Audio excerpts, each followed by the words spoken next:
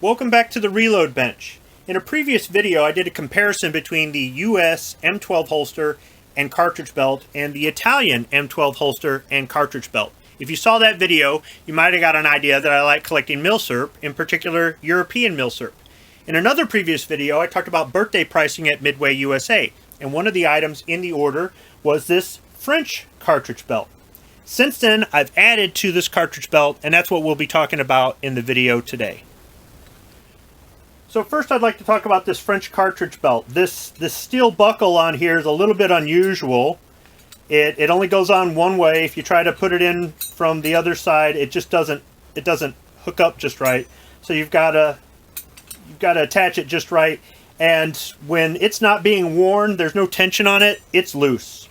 So that's a little bit unusual for a cartridge belt. Another thing I noticed were these loops here. I actually had to find a picture. I went online and looked at different pictures of the French Army, Armée de Terre, to see exactly how they wore this. Was it loops up or loops down?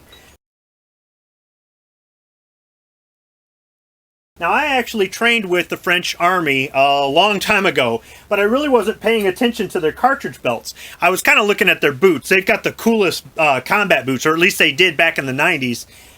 So I didn't really remember how they wore their cartridge belts back then, but after looking at some pictures online, I found that these loops go up.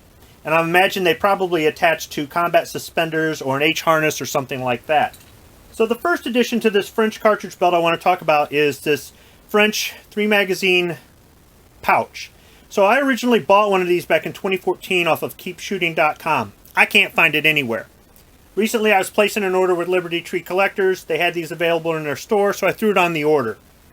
And you can see it's serviceable. I mean, there's some rust stains and whatnot, but the Velcro works, and there's 3 magazine pouches here.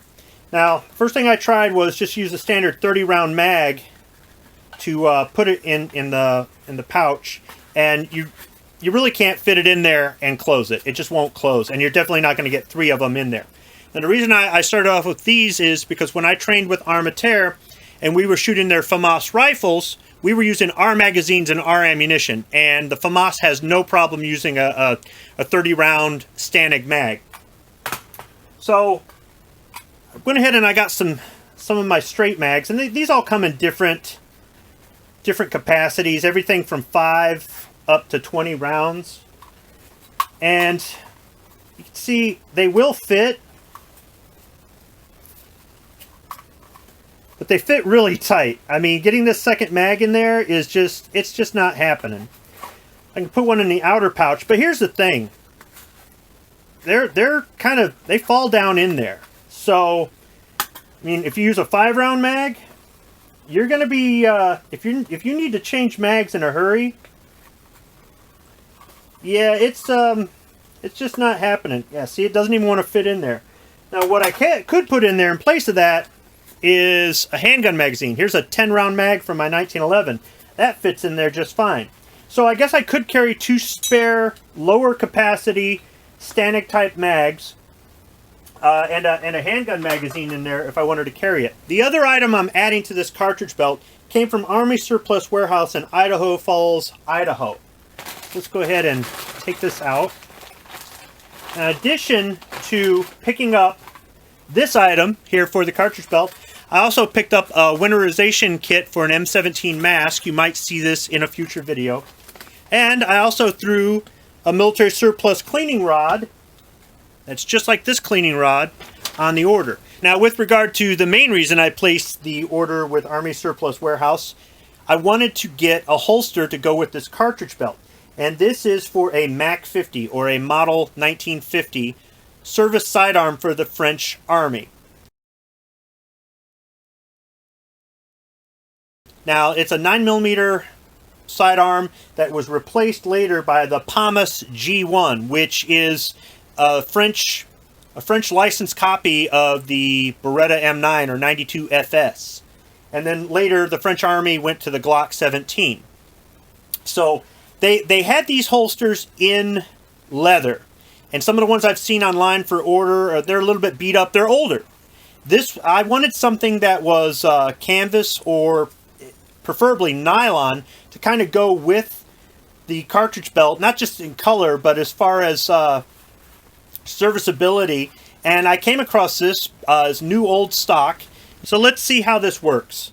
So there's a leather strap here that you pull through a loop, and then you open the flap, and you've got access to your firearm. There's also a spare magazine pouch. On the back here, there is set up here to either run it through a belt or to attach it to the cartridge belt through the eyelets, just like on a US holster or some of the other items, such as like a bayonet scabbard, something like that. So this leather strap is a little bit unusual. As long as I take good care of it, it should last for a while. Let's go ahead and get this on the cartridge belt and see what it looks like. Alright, so I've been fumbling around with the cartridge belt off camera. I'm wearing it right now. It's a nice snug fit. The ammo pouch is riding up high on my left hip, but it's not moving around. The holster, yeah, I would probably want to run something through the eyelet at the bottom and maybe strap it to my leg, because it does flop a little bit.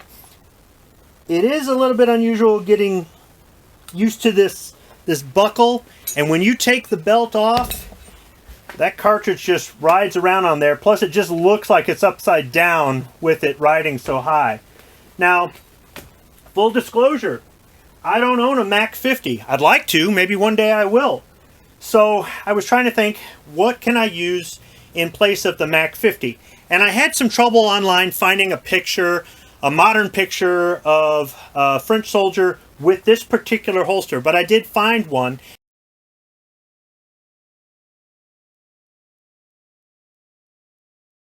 And I believe that he probably had a FAMAS G1 in there. I definitely don't have a Glock 17 to try in it.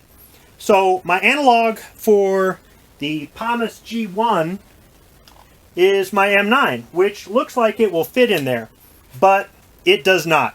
I just could not get it to close with that in there. So either it's just too new and it just needs to be stretched out and worked like any other new gear. It needs to be broken in, or it just was never meant to hold an M9 or a G1. So I thought, well, maybe it was the width of the grips. So I tried my SR 1911, but that didn't fit in there either. Since two standard size service sidearms didn't fit, what was I able to get to fit into the holster? Well, let's go ahead and open it up. And I'm going to tell you that the first time I put this in, I did it off body and it was a tight fit. It was really difficult.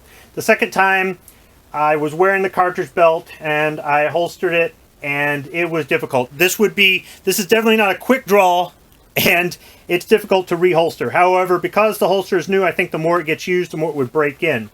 So what I was able to fit in there that I own is an SR40C. However, being in there, it just pushes the magazine release, and the mag does not stay in there. Every time I've taken it out, the mag has popped loose. So this thing really, I think, is meant for a Mac 50, and hopefully one day I have a Mac 50. Now, I did try to put the standard capacity magazine for the SR40C in this mag pouch, and it wouldn't fit. And that may be because it's double stacked. But this 8-round 1911 mag, with some work, once again, everything's tight, needs to be broken in, but with some work, that does fit. So a single stack mag, and as far as I know, the Mac 50 is a single stack mag would fit in there.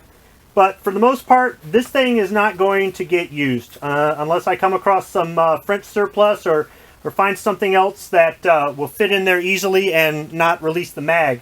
I think for the most part, I'm just going to keep the cartridge belt for collecting along with my other milsurp, and I'm going to go ahead and call this complete, unless maybe I get a French canteen and canteen cover to go with it, or some other type of pouch to go with it, something like that. Otherwise, it's just another addition to my milsurp, and it's something unusual. It's something that other people might not be interested in. They might say, I don't want that foreign stuff or whatnot, and I get it. I'm always saying buy American, but I enjoy my European military surplus, and I thought I would just share that with everybody. Thanks for watching.